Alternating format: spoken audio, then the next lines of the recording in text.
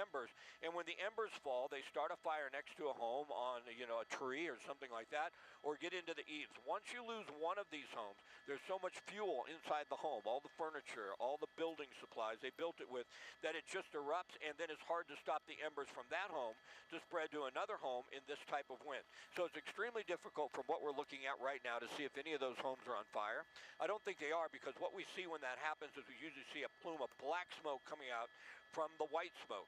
Right now it looks like most of this is just a fire burning from the ridgeline and pushing itself down over these homes.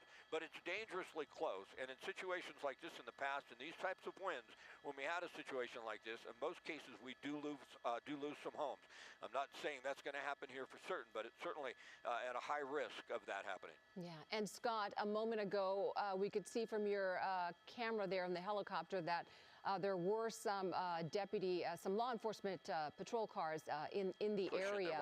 And because fires like this can spread so quickly, you mentioned the embers and the wind fanning the flames, and it can, it jumped already the 118 freeway. It can jump from home to home. So I would imagine that there are law enforcement officers on the ground trying to tell the sort of the broader circle of this community to also be ready to either evacuate now or get ready to go as soon as they're told. Oh, they're getting them out. Definitely they're there to get these people out. But you've got concerns. You got these little streets. You got people trying to get out. You got firefighters and engine crews trying to get up. They want to get them out of the way. The firefighters don't want to have to worry about the residents. They want to just concentrate on knocking down the fire and saving the homes. But we did have an assistance call that went out on Santa Cruz, I believe, an elderly person that needed help. It was 8972, I believe, Santa Cruz.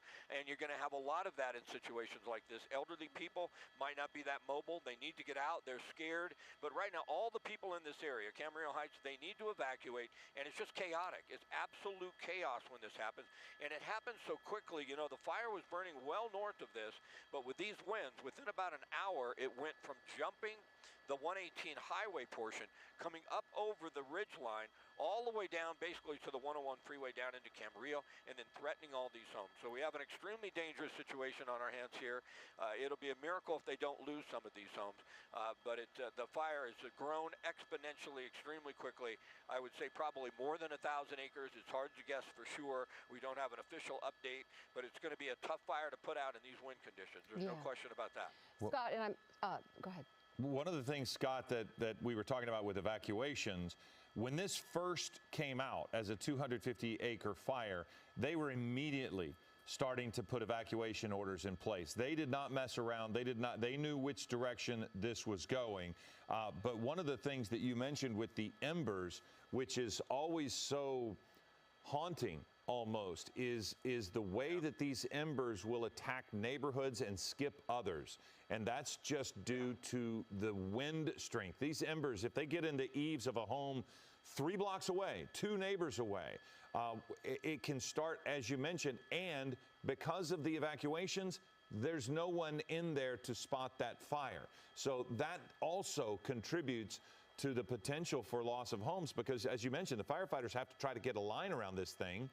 They also want to get people out. People need to be safe, but then that takes eyes away from potential fires, well away from the front of the fire line. Right. Yeah, and you asked the question how close the fire was to some of the homes. It's dangerously close. It's right up on them in this area right there. See that ridge line? That helicopter just dropped right there, and he's trying to protect these homes right here. You can see all the trees there. You've got high winds. Once an ember gets in the tree, they don't have enough structure protection in place to really stop the fire from taking out these homes if it does spread towards the home or towards the brush around the homes. You see the helicopters are making drops. Wow. But when you get to a fire this big, this is just one area. There are dozens of areas just like this that you can't see, but you can certainly see how effective the helicopters are in saving homes and trying to make sure they get that ahead of the fire put out before it gets right down to the houses. Yeah, we sure are grateful that they can at least be in the air and in this firefight. I am thinking about the local schools that might be in the area. There is a Camarillo Heights Elementary School. And you can't confirm or deny, what the situation is there, but they're on Catalina Drive. I'm not sure if you can find out where that is from the helicopter and see. I think that's to the left of us. Okay. Yeah, and I think they have pretty good evacuation orders in place. You know, once you get down into the mainland, right as you get down off this ridge line, it's pretty easy to get out. You know, if you live in this area right here and you're looking at the fire coming at you, you can get out pretty quickly. But if you live up on that ridge line, it's much more difficult to get out. You have a little street that goes up to those homes, and that's what we're concerned about. Go to the left again, Marcel, because it's interesting how the smoke is going right over the 101 freeway and then now encompassing Camarillo Airport. So there's a real good chance it's going to restrict aircrafts from landing at Camarillo. Now, once you get down to the flatland, it's not nearly as big a deal because now you get down to this area. Camarillo, for the most part, south of the 101 freeway, which is still open, at least for now, is just flat area. It's all agriculture. For the most part, there's not a lot that can burn. But the Camarillo Heights area, if you've ever driven through here on the 101 freeway to the north, you have all those big homes up on the hillside. They're beautiful. They're ranch-style homes. They're estate-style homes. And that's the area we're looking at. There's some smaller homes down in there, but to the left side of your screen, that's Camarillo Heights up on the ridge line. There are a lot of homes in there, and all of those right now are threatened. Well, Scott, what was fascinating to me, and maybe you can explain this from the perspective of a helicopter, they were certainly going much slower in their attack from the air, but how are these helicopters able to navigate through this type of smoke? We watched a drop and they went into, there they are right there. I mean, when you can't see the helicopter, that gives you an idea as to how thick this is, and they are right at the ground level. When does it become too risky for them to fly into that smoke? Well, it's a little bit of an illusion for us because we're above it shooting down. They're not going to fly into the smoke that they can't see through. They're flying VFR, which is visual flight rules. We do have helicopters that can make drops at night, but I don't believe Ventura County has any of those up right now. These helicopters are flying underneath that smoke that you see right there, and they're making drops, and from time to time we see them. But they're not going to go into 0-0 conditions where they can't see. Those aircraft will not do that in this situation, but they do want to do whatever they can do to get up on that ridge line. So there's a layer of smoke that is laying above the homes, Philip, and then we're sort of looking through it, and you're seeing the helicopters come underneath that. But it's a really weird shot to the left. Keep doing that one more time. Now, the 101 freeway is open, and there's a chance, though, that the 101 freeway could be shut down. If we continue to the left, you're going to see the 101, and then Camarillo Airport. You know, sometimes we go in there for fuel, but it wouldn't surprise me. Tilt down a little bit, and that's Camarillo Airport. You're going to see that we may have some difficulty, or aircraft will have difficulty getting in there. Well, the problem is you may get in, but there's a really good chance you won't get out if this smoke continues to billow down towards the freeway, over the freeway and towards the airport. But they could close the 101 in this area too, and that would be a snag for the drive, no question about that. We have PCH closed, if I'm not mistaken, probably still as they overhaul that fire in Malibu. Then to have the 101 shut down, that could really do a number on the commute. There's no question about that. Right now the 101 is open, but it wouldn't surprise me if they have to shut it down at some point. Okay, Scott, thank you. Stand by. We have Tony McHale from the Ventura County Fire Department on the line with us. Thanks for talking with us. Can you give us the latest information you have on this fire? How many acres, any structures lost? Yeah, this, as you can see, as your viewers can see, this is an enormous challenge. We are in the midst of extreme fire weather. Everything's in alignment. The particular challenge, of course, is the winds. And that's why this fire is so fast-moving and so dynamic. I don't have any current acreage figures on hand. It's always changing because the fire is moving rapidly. But the primary concern that we have, that everybody should have, is the threat to the urban interface and the mixed interface areas that we have. We have a number of structures that are under threat. Evacuation orders have been issued. So from a tactical standpoint, the fire department, our priority is life safety, getting people out of harm's way. That is the number one concern, as it is with our law enforcement partners. They're the ones that are actually carrying out the evacuations. And so the priority there is life safety and getting resources there as quickly as possible. There are a number of incidents going on throughout the region. So, of course, there's a challenge to try to get the limited resources that are available on hand. But the California mutual aid system is enacted. We have orders in place. We do have equipment coming from adjacent agencies and elsewhere in the state.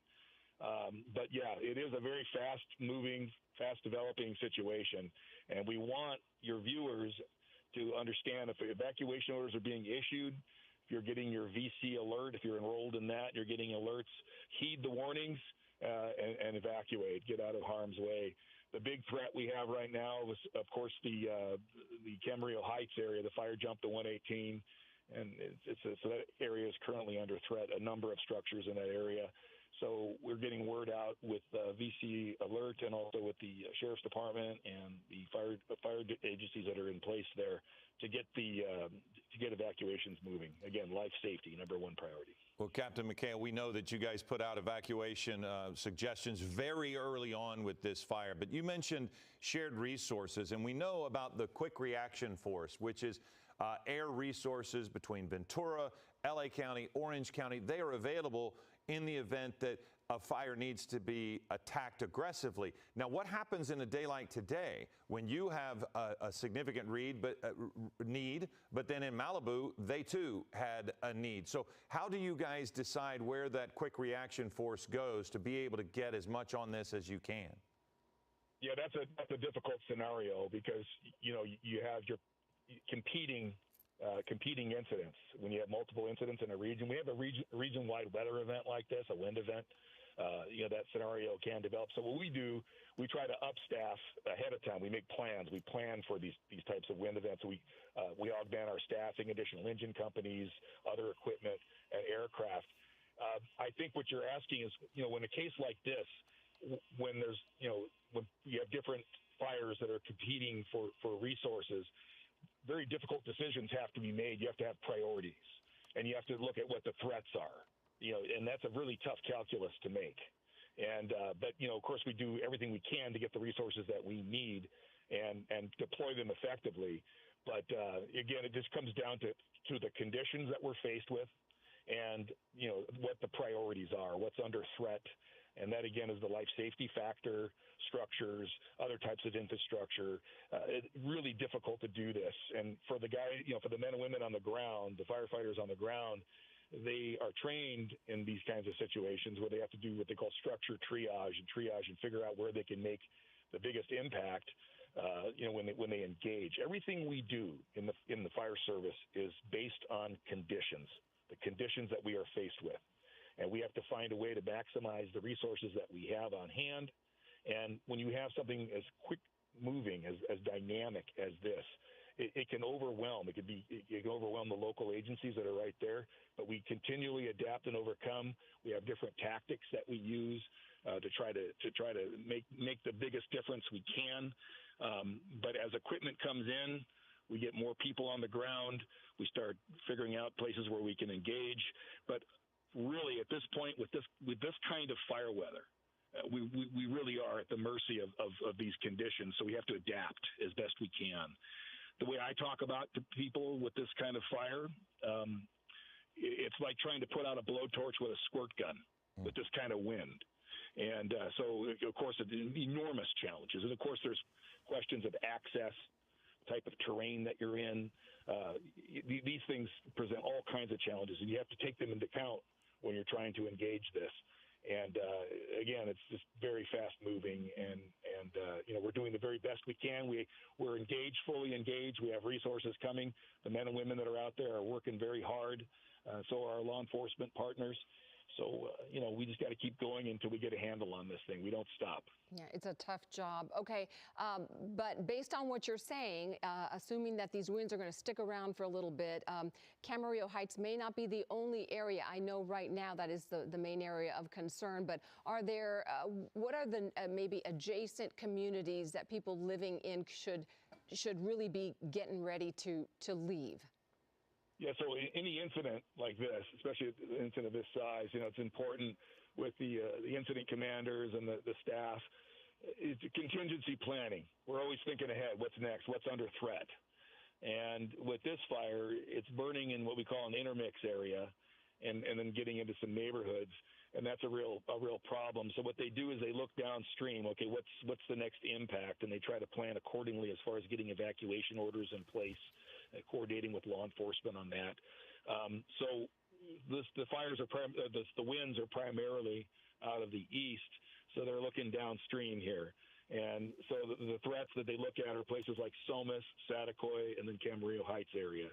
Those are the priorities. So of course they're contingency planning, getting resources down there as they can. and trying to meet this challenge. But the operational priority is life safety at this point. That's what we're doing. Do you have any evacuation locations that you can share, or is that coming from a different agency? Yeah, so what we do is here in Ventura County, we refer people to what's called vcemergency.com, and that's a good source of information. They also have stuff for Los Angeles County and the city of Los Angeles and Santa Barbara County. So you go there for their issues. They're going to give you things like road closures, evacuation orders, all right, temporary evacuation point. So what I have now, and this is of course probably going to change as the evacuation expands. They have an evacuation point at the Padre Serra Parish, and that's at 5205 Upland Road in Camarillo. Okay, can you repeat that? That's a temporary evacuation point, and then as we start getting the infrastructure set up for shelters and things like that, that's a work in progress. It's happening. Things are being set in motion. Once that information becomes available, we'll get it out there. Well, and again, I want to reiterate, vcemergency.com. That will give you updated and changing locations for evacuations, and also, as Captain McHale pointed out, road closures. And you said again, Captain, that there will be LA County stuff at that location as well. vcemergency.com. I don't have access to their site. Okay. So anything with Ventura County, vcemergency.com. County will have its site. Yeah. If you go to the whether it's an app or on the computer, VC Emergency, I saw some tabs at the top. It has Los Angeles County, City of Los Angeles, and County of Santa Barbara. But you can hit that or any other type of emergency. You can go to like the website of the LA County Fire Department or LA City Fire Department. We'll have all of those on our websites as well. Captain McHale. Good links. Yeah, thank you. Good links there. That'll help. We also really like to refer people to the Ready, Set, Go program.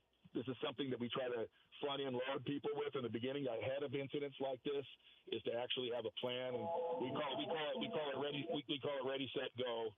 And so they can access that at the Ventura County Fire Department website, Ready, Set, Go. And that's a really, really useful resource for the public. All right. Thank you so much for your time. Tony McHale with Ventura County Fire. We really appreciate all the information you shared with us. Thank you. We now want to go to Leo Stallworth. He is on the ground. Leo, we see you. Do you hear us? What's happening where you are? Yeah, I can't see you, but I can certainly hear you. And if I have a kind of a sad face right now, I'm standing with the family who they lost their home. They lost their home.